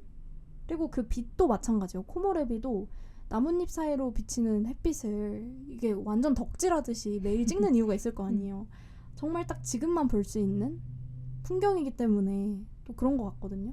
그 노래에서 지금은 지금, 다음은 다음 그런 것처럼 이 아저씨가 지금에 몰두한 사람이기 때문에 또 코모레비를 사랑할 수밖에 없지 않나? 그런 생각도 했어요. 맞아요. 뭔가 요즘 제가 좀 병렬 독서를 많이 해가지고 이것저것 읽고 있는데 네. 또 읽고 있는 책 중에 미니멀리즘에 대한 책을 읽고 있는데 거기서 미니멀리즘이 되게 다양하게 해석이 되잖아요. 예술계에서도 사용하는 거고 스타일로서 소비되기도 하고 근데 그렇게 미니멀리즘을 다양한 시각에서 바라보고 해석을 하는 책인데 그 중에 하나가 이제 미니멀리즘이라는 거는 막 예술이라는 게 진리를 표현한다든지 뭐 감정을 표현한다든지 주제의식을 녹인다든지 이런 식의 접근을 많이 해왔는데 미니멀리즘 미술이 달랐던 것은 그것이 아니라 그냥 온전히 그 생각하고 주제를 전달하는 게 아니라 이 그냥 감각하는 것에 초점을 맞춰서 전개가 된 운동이었다. 초기에는 이런 식으로 설명이 나오더라고요. 그래서 그런 걸 보면서 나무를 보는 히라야마 아저씨의 모습이 많이 겹쳐졌던 것 같은데 저도 사실 나무를 볼 때 뭐 막 생각을 안 하거든요. 이게 심지어 그렇게 막 이게 흘러가 버리겠지 이런 생각도 아니고 그냥 흔들리는 걸 봐요. 근데 그런 것들이 그런 데서 약간 이 영화에서 느껴졌던 미니멀리즘스러운 모습들이 있는 거 아닐까? 뭔가 거창한 것들 주제를 전달하려고 하는 게 아니라 그냥 현재에 충실하고 이 감각들에 집중하는 거? 그래서 영화에서 감각을 전달하려고 하는 방식 중에 하나가 또 꿈을 보여주잖아요. 꿈속에서 또 코모레비가 잠깐씩 등장하기도 하고 코모레비인지 아니면 그냥 햇빛인지 그런 몽환적인 꿈들에서도 어떤 감각을 계속 전하려고 한다라는 게 느껴졌어요. 그 꿈이 되게 비현실 너무 아름다운 꿈이에요. 그죠? 저는 꿈 그렇게 안 꾸거든요. 그럼요. 그냥 뭐 사람이 죽거나 죽이거나 어머나. 좀 그런 무서운 꿈을 자주 꾸죠. 전 조금 더 멋없고 현실적인데 이상한 꿈들을 자주 꾸는 것 같아요. 갑자기 날파리가 막 엄청 커진다거나 약간 그런 맥락이죠. 판타지스러운. 네. 혹시 그 퍼펙트 데이즈 영화의 홈페이지를 들어가 보신 적 있나요? 영화 홈페이지가 있나요? 영화 홈페이지 한번 꼭 들어가 보세요. 거기에 영화의 홍보를 위해서 만들어진 영상인 것 같은데 정말 그 꿈의 장면을 좀 더 길게 볼 수 있는 그런 영상이 노출이 되고 있거든요. 정말 멋있어요. 그거 한번 나중에 찾아보셔도 좋을 것 같아요. 녹음 끝나고 바로 들어가서 찾아봐야겠네요. 네. 그 또 하나 이제 추천해드리고 싶은 책이 있는데 네. 마음도 번역이 되나요? 라는 책이에요. 네. 부제가 다른 나라 말로 옮길 수 없는 세상의 낱말들이라는 책인데 거기 그 책에도 코모레비가 소개가 되고 있어요. 다양한 언어들이 있잖아요. 네. 그 언어들에서 코모레비처럼 다른 나라의 언어는 잘 찾아볼 수 없는 그런 언어들, 독일어에 특히 많죠. 그죠. 길고 어려운. 네네네. 그 아프리카 언어, 약간 그런 것들이 담겨있는 책이라고 합니다. 뭔가 언어학 공부한 사람들 설레게 하는 주제네요. 네. 그러니까 그러니까 한국어로 표현할 수 없는 단어들이 있다라는 사시이 흥분이 되는 것 같아요, 일단. 왜냐하면 우리가 아는 세계가 전부가 아닐 수 있다라는 가능성이잖아요. 그죠. 그래서 언어가 되게 재밌는 것 같아요. 포착하는 것 같으면서도 항상 놓치는 게 있고 근데 그 놓치는 걸 포착하려고 또 시나 이런 언어들 아니면 새로 만들어지는 다른 언어들이 있는 거고 근데 그러면서도 또 놓치는 게 있고 이 술래잡기 하듯이 계속 빗나가는 게 재밌는 것 같아요. 또 한 권에 되게 비슷한 책이 한 권 있거든요. 네. 슬픔에 이름 붙이기 라고 하는 책인데요. 이 책을 만들기 위해서 거의 한 8년의 프로젝트가 진행이 됐다고 해요. 뭐 아무튼 이 책에는 수많은 슬픔을 나타내는 단어들이 있는데 이게 한 번도 언어화는 되지 않았던 슬픔이에요. 뭐 예를 들면은 내가 지금 이 어떤 순간을 겪고 있는데 이 순간을 10년 뒤에도 내가 떠올리겠구나 20년 뒤에도 떠올리겠구나 라는 생각이 들면은 문득 슬프잖아요. 그게 기쁘고 환희가 생기고 이런 게 아니라 아득하고 애틋하고 막 그렇잖아요. 그런 슬픔들, 그런 종류의 우리 마음 안에 일어나고 있는데 언어화되지 않았던 슬픔을 8년 가까이 걸쳐서 사전으로 정리한 책이 슬픔에 이름 붙이기라고 하는 책입니다. 저 회사에서 한번 추천을 받았던 책이었던 것 같아요. 네. 회사에서 이런 책을 추천을 같이 하고 리뷰를 나누고 이런 문화가 참 신기해요. 영화 리뷰도 나누고 그랬다는 것이. 뭔가 아무래도 회사가 개성이 조금 있는 회사다 보니까 비슷한 취향의 사람들이 모이는 것 같기도 하고요. 책을 좋아하고 인문학 공부하는 것도 좋아하고. 음. 그 이은선 영화 저널리스트가 이런 리뷰를 남기셨더라고요. 이런 코멘트를. 딱 그 순간만 존재하는 빛의 아름다움을 아는 사람이 되기까지 내내 조금은 서글펐을 당신의 시간을 상상하며 라는 코멘트였어요. 맞아요. 우리도 그 순간만 존재하는 빛의 아름다움을 아는 사람이 될 수 있을까요? 어려운 질문인데요. 근데 저는 개인적으로 사회생님께서도 말씀해 주셨다시피 표면적으로 되게 히라야마 씨하고 비슷한 삶을 살고 비슷한 것을 보고 좋아하고 해도 그 히라야마 아저씨와 저의 차이점은 히라야마 상은 되게 아까 말씀드린 것처럼 위스키 같은 진한 맛이 있고 네. 진한 슬픔이 어딘가에 배어 있고 그리고 그런 그 나이에서 오는 거겠지만 어떤 노련함들이 되게 보였어요. 종종 예를 들어서 그 전 남편 술집 사장님의 전 남편이 찾아왔을 때 게임을 제안하는 모습이라든지 그림자 지금 한번 겹쳐볼래요? 라고 제안하는 모습들에서 이 아저씨가 되게 노련하면서 여유 있는 사람이기도 하구나.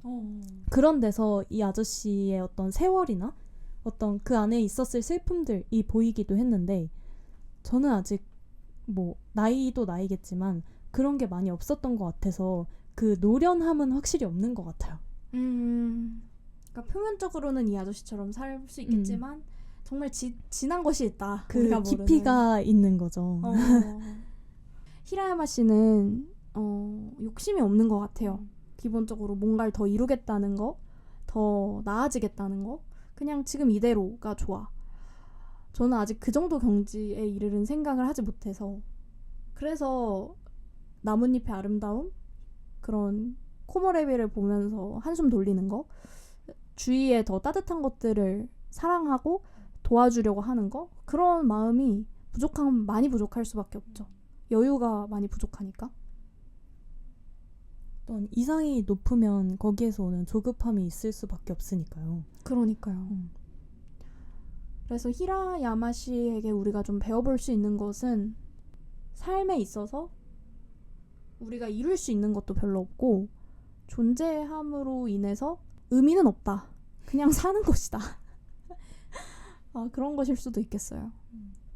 충실하게 어쨌든 현재를 살아내는 거. 그러니까 우리가 뭔가가 될 수 있다는 생각을 하는 게 아니라 그냥 존재한다는 것 자체로, 그리고 그 현재에 발을 붙이고 있을 수 있다라는 것 자체로 좀 감사하는 마음이 필요할 수 있겠다. 네. 그런 갑자기 갑자기 교훈이 나왔네요. 네. 왜냐하면 왜냐하면 정리를 해야 되기 때문이죠. 이제 뭐 히라야마 씨 얘기는 우리 여기까지로 조금 하기로 할까요? 좋습니다. 네. 히라야마 아저씨 안녕. 네. 이런 질문도 해보고 싶었어요. 까치 씨의 완벽한 평일, 완벽한 주말, 그러니까 완벽한 하루가 있을까? 이런 게 궁금했어요. 완벽한 하루로 상정되는 하루의 행복을 같이 얘기해 볼까요? 좋습니다. 근데 저는 일단 그 완벽함과 완전함을 조금 구분 지어볼 필요가 있는 것 같아요. 사실 퍼펙트도 완벽함이라고 번역되긴 하죠. 퍼펙트 데이즈의 퍼펙트도. 네. 근데 비슷한 말로 어쨌든 국문에는 완벽한이라는 단어도 있고 완전함이라는 단어도 있잖아요. 네. 저는 둘 중에 고르라 하면 항상 완벽함보다는 완전함을 추구하고 완벽함을 딱히 쫓지는 않는 것 같거든요. 근데 너무 미묘해서 비교가 참 어렵네요. 뭔가 제가 느끼기로는 완벽함은 이상적인 거? 어쨌든 100% 완벽한 이런 느낌인 거고 완전함은 완벽하지 않아도 뭔가 충분하다고 생각되는 게 저한테는 완전함이거든요. 그래서 완벽함은 애초에 도달할 수 없는 개념적인 건 거죠. 완벽함에 가까울 수는 있어도 항상 완벽할 수는 없는 건데 100%인 거니까 컴플릿 완전 이런 거니까. 근데 그것보다는 그냥 나에게 있어서 이 정도면 충분하다는 완전함이 따로 구분해서 볼 수 있을 것 같고. 좀 남들의 기준이 껴있는 걸까요? 완벽함에는? 남들의 기준 또 없지 않을 것 같아요. 왜냐하면 어쨌든 그건 완전함보다는 객관적인 기준일 것 같고 뭔가 합의된 기준일 것 같고 나한테 완전한 게 사회 일반의 시선에서는 완벽하지 않은 거일 수도 있으니까 그럴 수 있을 것 같아요. 아무튼 그런 면에 있어서 완벽함은 달성해보거나 쫓아본 적은 없는 것 같고 완전함의 관점에서는 평일과 주말에 완전한 날들은 자주 있는 것 같아요. 평일부터? 평일에는 일단 저는 직장이라는 게 고정이 되어 있으니까 직장에 간다는 게 네. 완전 이상적인 어쨌든 하루라면 일찍 일어나죠. 보통 저는 5시 반이나 6시쯤에 일어나는 것 같아요. 네. 일어나서 일단 식물들을 한 바퀴 쭉 돌아봐 줍니다. 제가 아스파라거스를 키우는데 아스파라거스는 밤낮으로 분무를 해주면 좋거든요. 그래서 일단 일어나면 이렇게 아스파라거스 분무를 해주고 혹시 새잎이 났나 하고 이렇게 살펴봐 줍니다. 네. 그리고 다른 식물들도 물 줄 때가 됐는지 한 번씩 체크를 하고 아침에 주는 게 좋대요. 아침에 주고 낮 동안에 햇빛을 받으면서 뭔가 얘도 성장을 하는 게 좋아서 밤에 주는 것보다. 그렇게 해서 잠이 좀 깨면 도시락을 쌉니다. 네. 그냥 간단하게 할 수 있는 것들. 저는 불 없이 하는 걸 조금 좋아해가지고 뭐 채소 같은 거 구워갈 수 있으면 굽고 해가지고 도시락을 이렇게 싸서 두고 요즘엔 복싱을 해요. 아침에. 아침에? 네, 아침에 도대체 무슨 아니 시간이 그렇게 많나요? 그래서 싸고. 네. 이렇게 시간이 많으려고 5시 반에 일어나는 것도 있고 저는 아침 일찍 일어나는 건 조금 쉬워하는 편인 것 같아요. 저 히라야마 씨 손녀인가 봐요. 아무튼 저는 그게 어렵지 않아요. 네. 네, 그리고 이제 그 체육관에서 씻고 회사를 가시는 거죠. 자전거를 타고. 그죠. 체육관까지 이렇게 비 안 오면 자전거 타고 갔다가 자전거 타고 다시 출근을 해서 뭐 일을 합니다. 점심에 도시락 까먹고 저희 회사에서 막 고수 키우고 이러거든요. 네. 마당에서. 네. 그래서 점심 때 이런 게 고수 얼마나 자랐나 또 보고 뭔가 점심에 확실히 환기를 해줘야지 오후에도 일이 잘 되는 것 같아요. 그래서 점심에 도시락을 먹기도 하고 그래서 가끔 야근을 하거나 이러면은 그 균형이 좀 깨지거든요. 네. 그러면 막 아침에 일찍 일어나는 것도 힘들고 책을 따로 시간 내서 읽기도 힘들 만큼 바쁠 때가 있어요. 이게 클라이언트 업무다 보니까. 네. 근데 그런 때는 점심에 그냥 혼자 카페 같은 데 가서 책 읽다 오기도 하는 것 같아요. 그렇게라도 조금 네. 여백이나 이런 걸 확보하려고 하는 편인 것 같고. 근데 그 과정에서 좀 눈치를 본다거나 그런 건 별로 없으신가 봐요. 팀원들의 뭔가 같이 먹어야 되고 이런 거에 네, 대해서. 네, 네. 저 일단 팀원끼리 안 먹고요. 네. 그 도시락 멤버들은 도시락 멤버들끼리 먹고. 자유 시간이네요. 네, 자유 시간이에요. 그 밥을 안 먹는 분들도 있어요.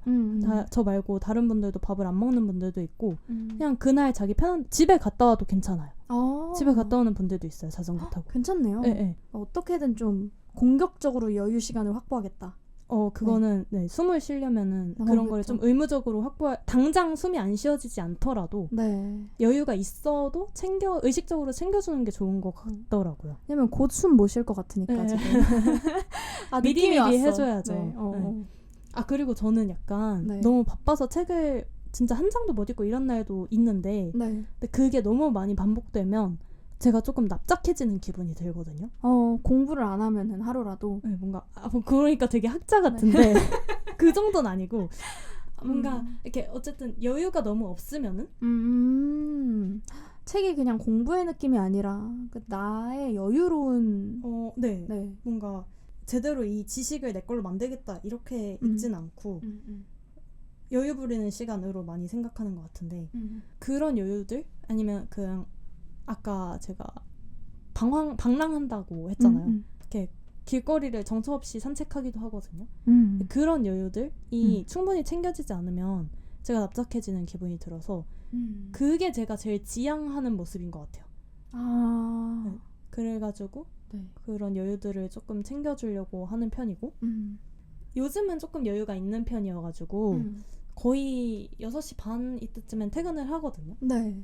그러면은 저녁에 집에 와서 완전한 하루라면 핸드폰을 적게 볼수록 완전한 삶이 되는 것 같아요. 맞아요. 맞아요. 그러니까 히라야마 씨의 삶의 완성은 핸드폰 없음에 있어요. 물론 있겠죠, 핸드폰이. 근데 삶에 핸드폰이 없잖아요. 보면은. 전 근데 진짜 있을까 싶어요. 진짜 있는데 없을 것 어떻게 같아. 저러지? 그니까. 그러니까 뭐 계속 책 읽고 계속 노래 듣고 도파민이 없는 느낌? 건강한 거죠. 네.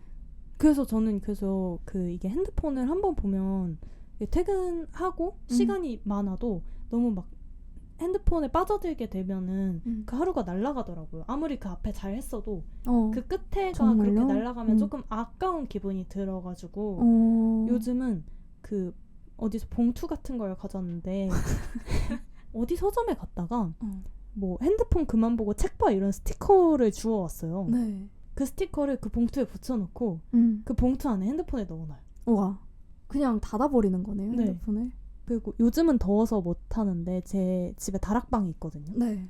그 날씨 괜찮을 때는 그냥 핸드폰을 1층에 두고 다락으로 올라가 버려요. 그 다락 내려오는 게 너무 귀찮아서 그럼 핸드폰을 안 보거든요. 아, 맞아요. 전 책상 바깥으로 나가려면은 소파를 건너가야 되거든요. 그거 자체도 귀찮아서 저 멀리 두면 안 가게 돼요. 맞아, 물리적인 게 확실히 효과가 있어요.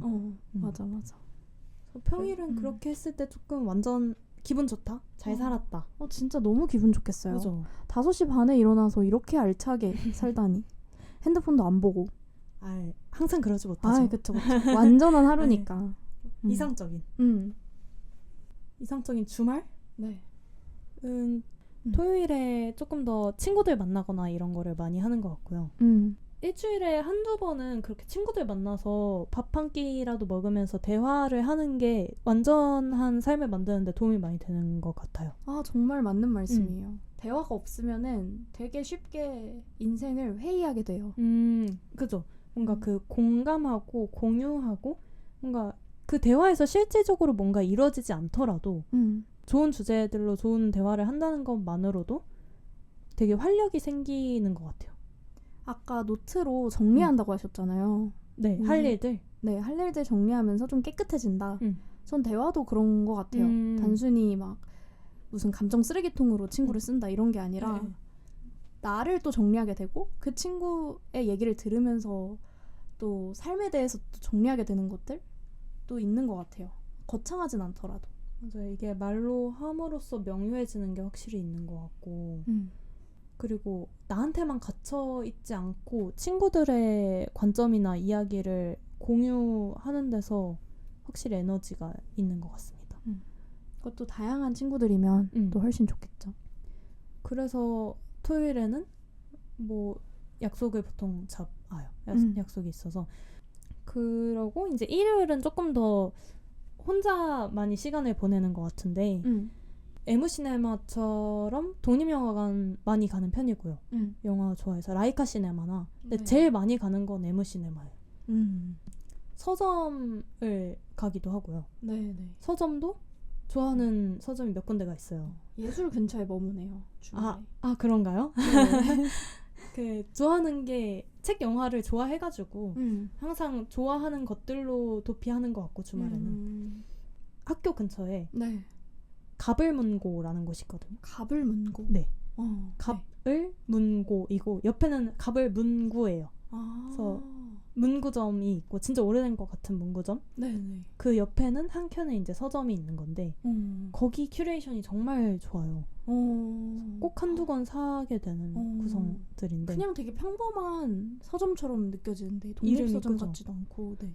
근데 그 인스타그램 한번 보시면 네. 그 큐레이션 메모들만 찍어서 올리거든요. 아. 근데 그게 이제 한 분이 하시는 게 아니라 아마 그 같이 하시는 것 같아요. 한 5명의 사장님들이 같이 그 큐레이션 기획에 정말 고민을 많이 하시는 것 같더라고요. 특이한 기획이 많아요. 그 책으로 별자리를 만들기도 하고요. 네. 이렇게 우와. 이런 순서로 나는 책을 이어 읽어 나갔고 아. 이렇게 확장이 됐다.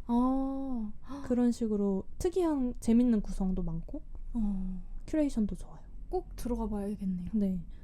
거기도 조금 규칙적으로 가는 편이고 네. 그리고 저기 을지로에 소요서가 거기 철학- 참 좋죠. 네, 철학 전문 서점인데 거기 가면 항상 새로운 책을 발견하게 되는 것 같아서 네. 거기 철학 그림책도 있고 막 이래요. 우와. 네. 그래서 늘 재밌게 구경하고 또 거기서도 한 권씩 사게 되고. 구매를 해야지 또 완전한 하루가 완성이 되니까요. 그죠. 그래서 그렇게 구매한 책을 또 평일에 읽기도 하고 규칙적으로 가는 데만 가요. 그래서 도전을 안 하시고 그냥 처음에는 가는데. 도전의 과정이 있긴 하죠. 그쵸. 2월 말에 이제 망원동으로 이사를 간 거라서 네. 한 4월 정도까지는 방랑과 도전의 시간들이 있었어요. 히라야마 씨의 일상이 완성되는 과정이 있었듯이 어, 까치 씨에게도. 영화에는 안 나왔지만 그럼요.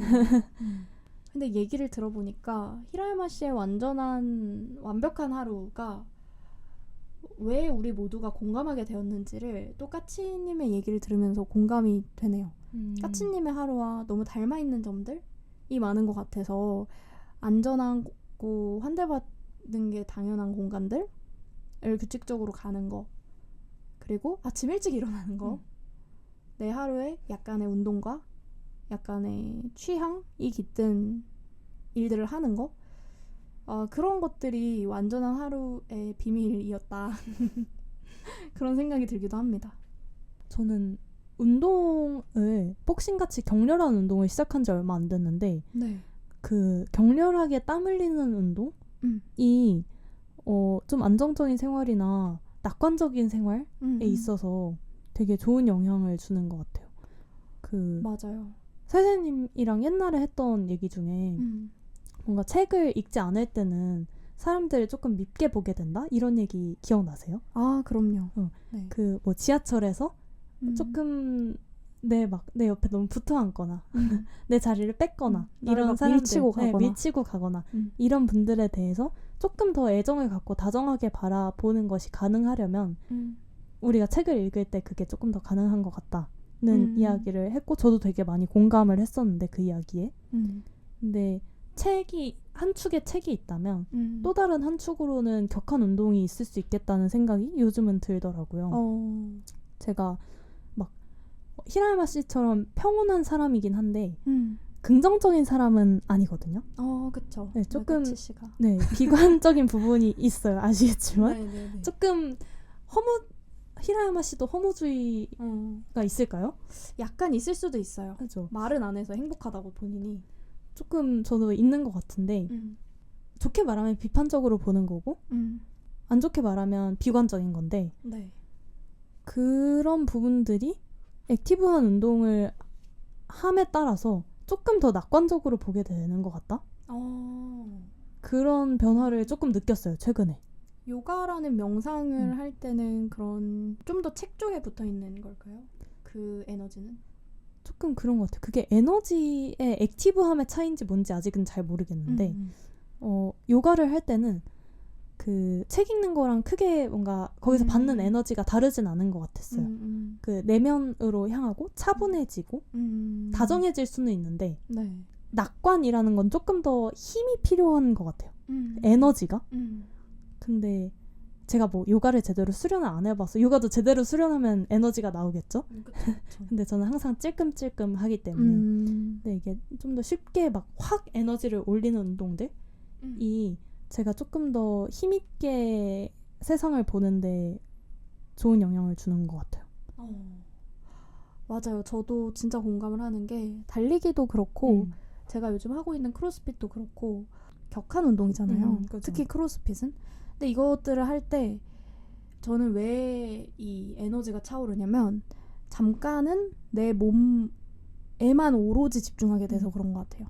그러니까 내가 생각은 아예 없고 몸밖에 없는 존재가 되는 그 기분을 느낄 수 있는 순간이 저는 워낙 생각이 많다 보니까 운동할 때밖에 없는 거예요. 특히 격하게 아무 생각 없이 하는 정말 아프고 고통스러운 그래서 저는 이 내 몸만 버려질 수 있는 공간이 크로스핏 운동장 뿐인 거죠.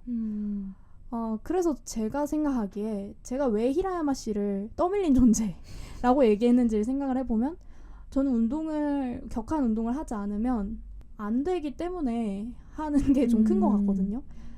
머리가 너무 시끄러워서 복잡해서 그래서 좀 운동을 하는 시간이 즐겁고 기다리게 되는 그런 순간이 되는 거죠.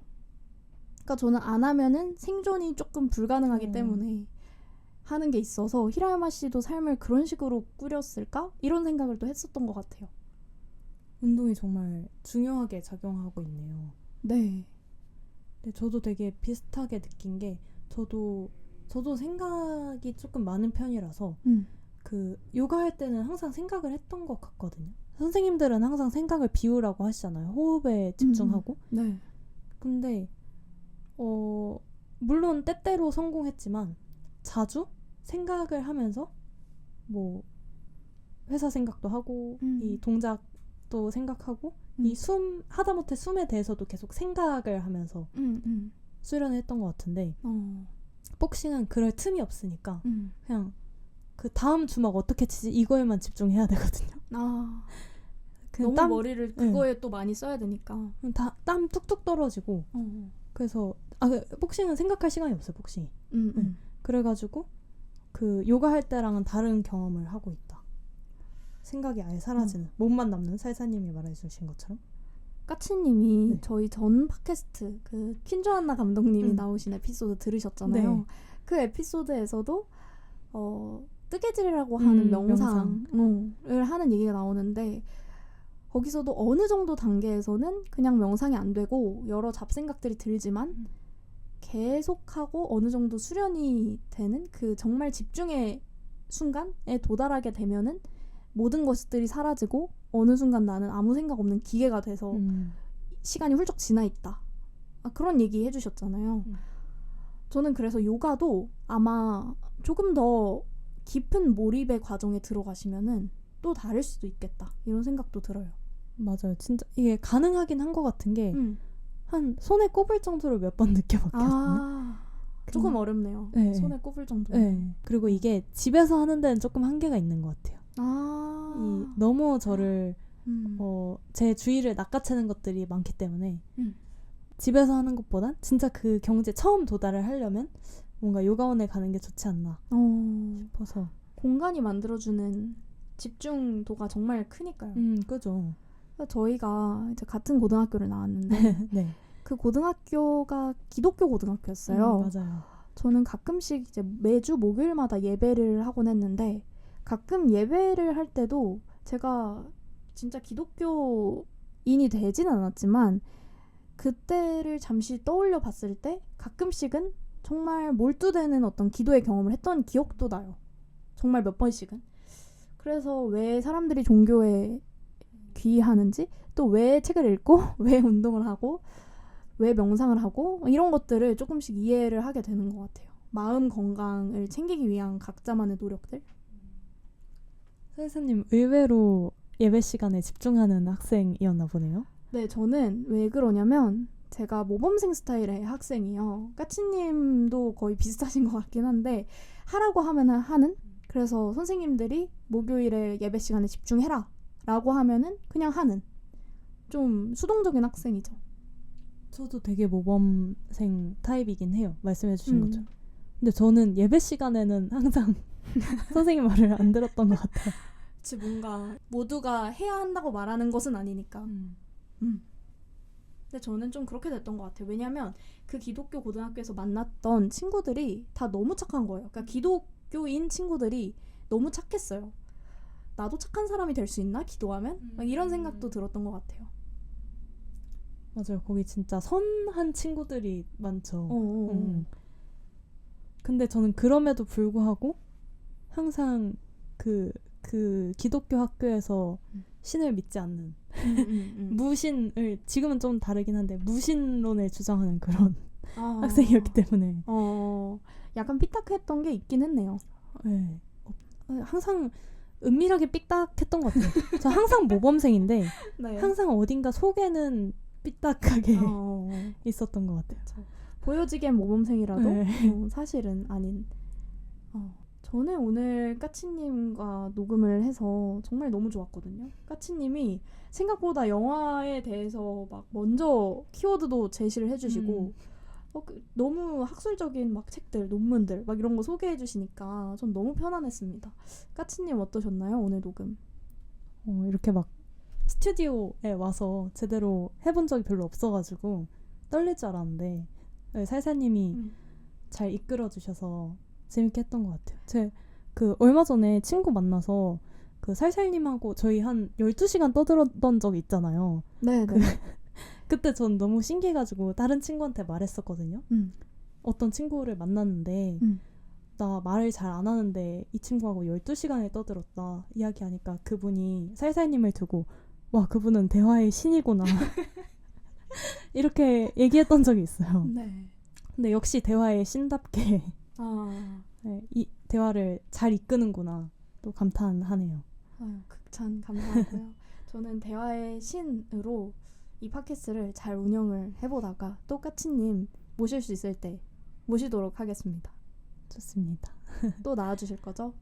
다음에 또 좋은 영화가 있다면 같이 보고 이야기해봐도 좋을 것 같아요. 네. 사실 저는 영화 얘기 말고 까치님 얘기를 더 많이 듣고 싶었거든요. 그래요? 네. 그러니까 영화 얘기도 얘기지만 까치님 얘기에 흥미로운 것들이 많잖아요. 우리 아직 얘기하지 않은. 다음에는 그런 것만 집중적으로 들고 와서 얘기해도 좋겠다. 그런 생각도 듭니다. 그것도 재밌겠네요. 네. 그럼 오늘 까치님 나와주셔서 너무 감사하고요. 오늘 팟캐스트는 이 정도로 마무리해보겠습니다. 그럼, 수고하셨습니다. 네. 그럼 여러분 또 살살 살다가 다음 주에 다시 만나요. 감사합니다. 안녕.